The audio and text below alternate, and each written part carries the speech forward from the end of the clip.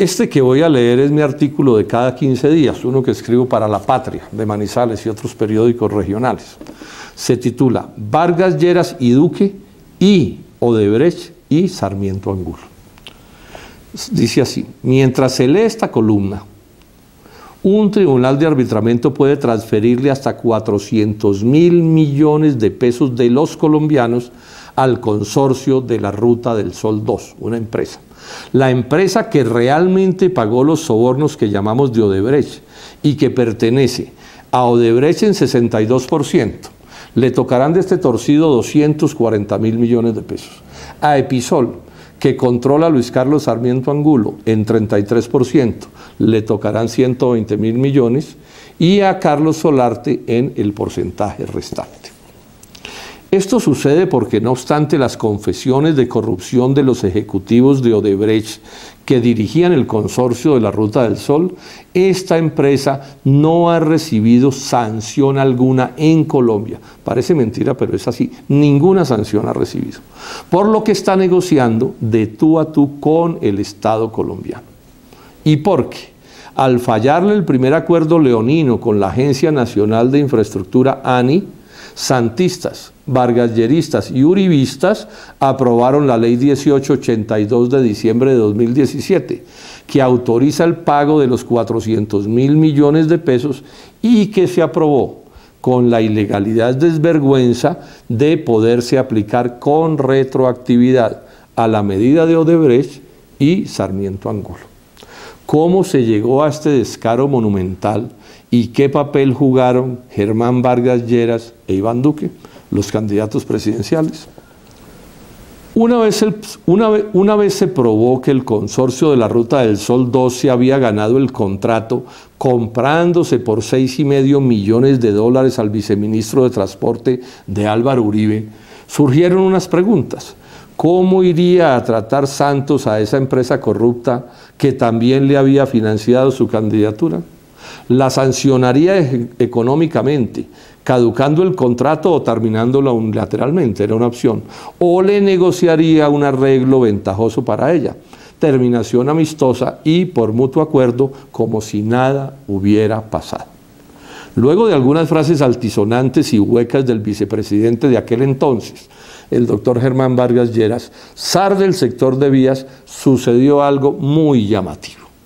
El superintendente de Industria y Comercio, SIC, hombre de cambio radical, se metió en el pleito sin tener autoridad legal y le ordenó a la ANI que antes de 3 días y bajo pena de sanción terminara el contrato con el consorcio, con lo que en la práctica, por el plazo brevísimo, impuso un mutuo acuerdo, otorgándole un gran poder de negociación a la gente de Odebrecht y de Sarmiento Angulo. El pretexto también ilegal de la SIC para esa determinación, que se había violado la libre competencia.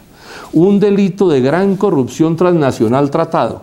Esto solo puede pasar en Colombia como una simple infracción administrativa. El acuerdo que resultó de la orden de la SIC aprobó 700.000 millones de pesos para el consorcio de la Ruta del Sol 2, además de otras gabelas, suma mayor a la que ésta había invertido en el negocio y sin que, insisto, implicara ninguna sanción.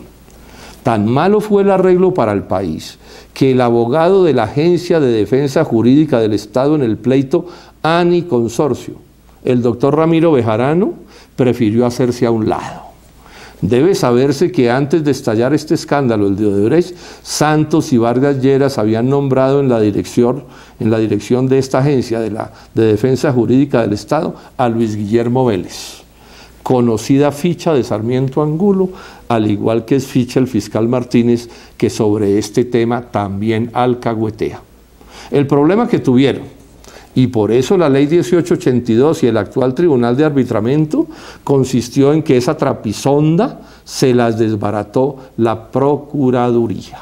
Iván Duque entra en esta historia de varias maneras. Primero, porque fue a Brasil con Oscar Iván Zuluaga y Daniel García Arizabaleta, salido este segundo por corrupto del gobierno de Uribe y contratista de Odebrecht en Colombia.